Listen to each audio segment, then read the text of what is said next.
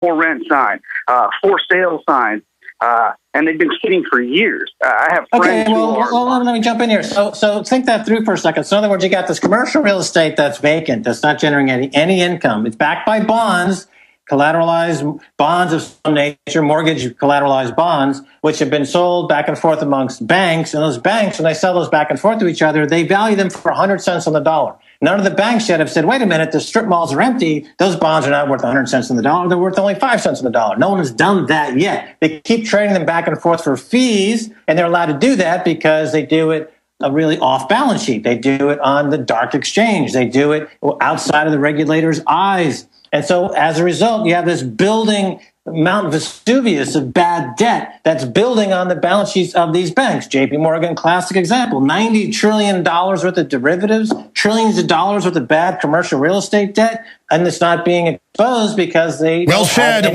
Thank you, Logan. Got to jump. Terry in Canada, you're on the air. Go ahead. Alex, Max, thank you very much, guys. I was first introduced to Max, Mike Maloney. And when he air guitared the Sex Pistols, he had me hooked. So my question is, Bank of Canada governor is Mark Carney. He does double duty at the Bank of International Settlements. So my exact question is the Bank of Canada buying gold? And once this financial collapse happens, where does Canada fit into it all, being the biggest trader with the U.S.? Well, Carney's an interesting case because, of course, just 6 months ago, Jamie Dimon, CEO JP Morgan, was lecturing Carney on why he needs to reduce his minimum capital reserve requirements in that country, because doesn't he know that selling more derivatives is in the best interest of all the bankers around the world? Carney said, get lost, punk. And for that reason, you have to give them big kudos. They went through a huge banking crisis in the early 90s. They recapitalized everything. The Canadian banks are basically nationalized. They're not, so they have a much more strict oversight. They didn't get rid of their Glass-Steagall because they'd done that previously and got into trouble with it. Great points. We're going to come back, do 5 more minutes with Max Keiser of MaxKeiser.com. Again, if you're just tuned in, I'm Alex Jones of Infowars.com. No, we're not dry, old, fake left-wing media regurgitating fables. We're not old, dry, right-wing media regurgitating old fables. We're looking for real reality and freedom in our time. I hope Max Keiser's wrong. He says it's going to happen in the next 6-7 months. By next April, total collapse. I hope he's wrong, but there's a good chance he's going to be right. The globalists could always have some new bubble, some new scam, some new thing they do. But Max has never said it's coming down now. He's saying that, and a lot of our other experts are. That's super creepy. But we're here warning people regardless. Texas, Alex Jones. All right, ladies and gentlemen, thank you for joining us on this Friday worldwide transmission. Got 5 minutes left with Max Keiser. Invaluable information, MaxKeiser.com. As we're having him on a lot more. We're very thankful for him coming on. You can find out about his TV and radio shows at MaxKeiser.com. Be sure and support the alternative truthful media. Doesn't mean he has all the answers or I have all the answers. Doesn't mean we're infallible, nothing close to it. But we're trying to get to the truth. And Max has really proven he's got his pulse from being a former insider on where things are going. And this conversation's freaking me out. I live here too. And I see all the preparations, and I wish we weren't right. It's just somehow we got to turn this around and try to educate as many military and police, because the globalists plan on having a civil war in this country that they trigger instead of having us come together and fixing the system. And, I've grown up. I'm older. I'm not that old, but I just, when I was 20, I was a little more, we'll just have a war. I didn't want it then either, but now I've lived enough to know what a bad idea that is. Even though we'll totally crush the globalist forces, that's part of the plan. And then the real globalists just sit offshore. Max Keiser's our guest, so be sure and spread the word about all the work we're doing here, because it is so cutting edge, to use that cliche. John in Indiana, you're on the air with our guest, Max Keiser. Yeah. Hey, Max, Alex, good to talk to you guys. I always enjoy listening to Max, and you too, Alex. Just kind of wanted to tell you a little bit what's going on here. I'm about 2 hours outside of Chicago, close to a little place called Gary, Indiana. I don't know if you guys know about it, but it's a cesspit, basically, just rampant crime. But what they're doing here is they've opened up. They're opening up, I should say, several churches in and around the area to confiscate guns So you can bring your guns in and basically get a $15, $25 Walmart gift card. So, and this just happened Wednesday. I just heard it on the radio here. The local radio station was just broadcasting it here. Yeah, like I said, a couple days ago. Give us your take on that, Max. Well, Walmart is the company store on the plantation. You know, every dollar you save at Walmart, you destroy $1.50 in wages. If you shop at Walmart, you're putting yourself into a wageless prison environment. It's as simple as that. Same thing with Target, though. They're all the same. Yeah, okay. But Walmart is the biggest employer. No, I mean, it wrote the book, but it's now even being slave-marted out worse by Amazon. Possibly. But in other words, the retailing environment. Race to the bottom. Yeah, it's okay. The race to the bottom. I mean, if you want to segue into a discussion about guns, I mean, that's a different discussion. Yeah, but I mean, I was interrupting. Give us in closing your take on what's happening to retail.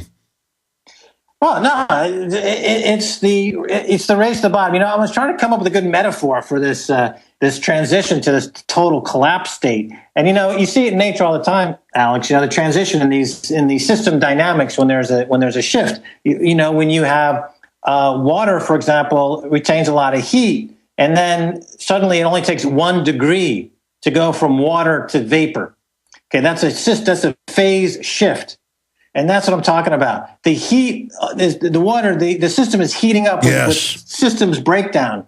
And once we get that one final degree shift in complexity and outrage, you have a phase shift from water to steam. And steam compared to water is extremely, unstable. Yes. And that's the society that we're heading for in 2013, something extremely unstable. So when you say collapse, you mean lots of instability, crazy stuff going on, and the globalists know this shift's happening, so they want to flip it like judo and take all that rage and use it for them to take over. But you're saying you don't see things going well for them, or will they stay in control? They've got all that. I think they're in good shape, Alex. We're going to have you back up very soon. Thank you so much, Max. I want to see where you think all this is going. Max Keiser's been our guest. We got in-studio guest straight ahead. A guy that tried to make a political prisoner for his speech. Stay with us.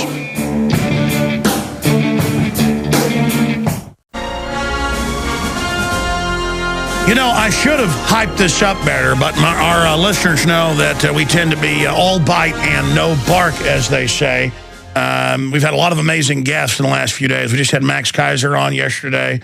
We had Richard Belzer along with Christopher Walken and Dave Mustaine with an exclusive response to the big national story. So I'm really proud of the InfoWars radio/TV show.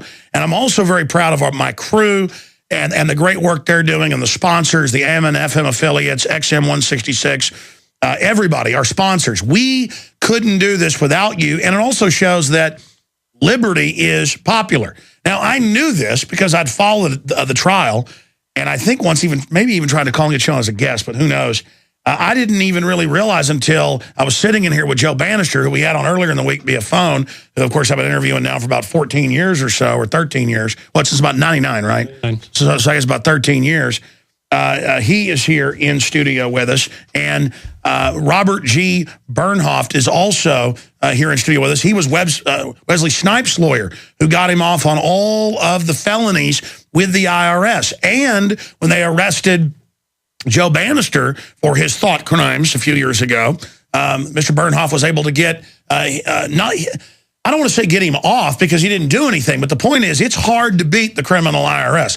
And I'm very excited. I didn't know this. I knew that you were, I guess, in the Midwest, or what was it, Milwaukee? Milwaukee, Wisconsin, Alex, yeah. Yeah, so now you've moved to Austin, Texas. So I was saying during the break, if I ever need a good lawyer, thank God you're here. I should be groveling because, I mean, it's hard to find good lawyers.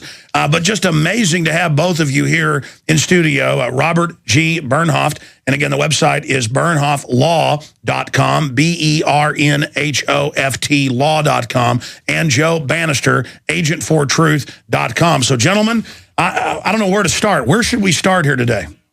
Well, first of all, we came down to Austin. My firm did because that's where all the troublemakers are, and we figured this is a good place to be. And that's partly true, but we're really liking it here in Austin. Great people, a lot of energy, and, of course, this show is here, so we're having fun. Yeah, now that you're here in town, look out. Well, you're our legal expert.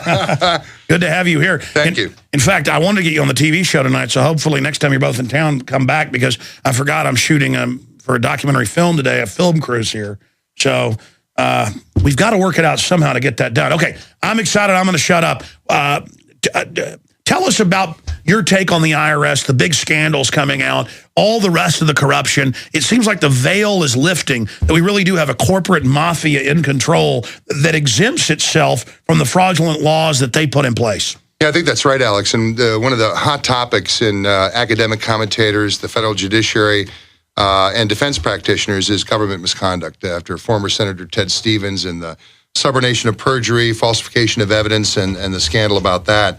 What I'm seeing now is a cascade of investigative and prosecutorial misconduct that's infecting the courts. The difference now over the past 4 or 5 years is that it's being exposed to some extent. We will never know what sort of investigative or prosecutorial misconduct lay behind Joe's investigation and prosecution because we did not get all the discovery we were entitled to.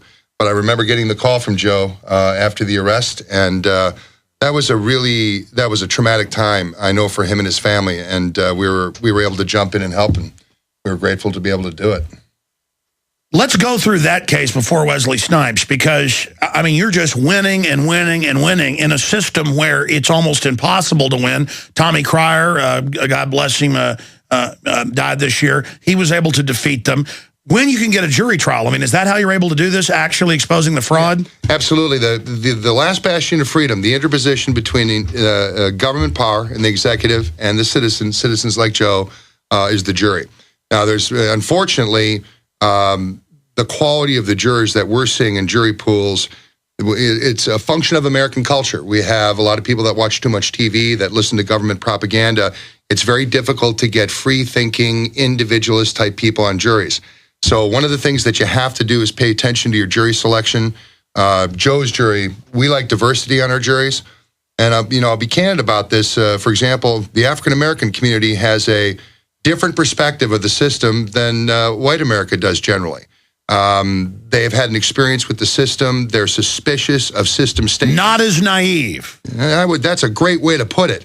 And they're more inclined to think and listen carefully to what otherwise other Americans might shut out. How could it be that the government who wears the white hats indicts a good guy? Well, the government comes into court with the white hats on. Joe's supposed to have the black hat on. And our trial theme was, no, they indicted the good guy. And so we tried to switch the hats. And that's a tough concept for most Americans. But thank God we still have jury trials in all of our criminal cases, and unanimity is required. It's got to be 12 unanimous jurors giving a unanimous verdict. And that's your last chance. That's your last chance to defend yourself.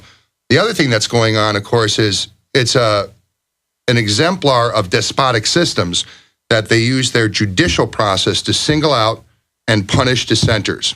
That's always been the case throughout world history, but it's a real shame and it's a disgrace that the American federal criminal judicial process increasingly is being used as a forum to target and punish principal dissenters.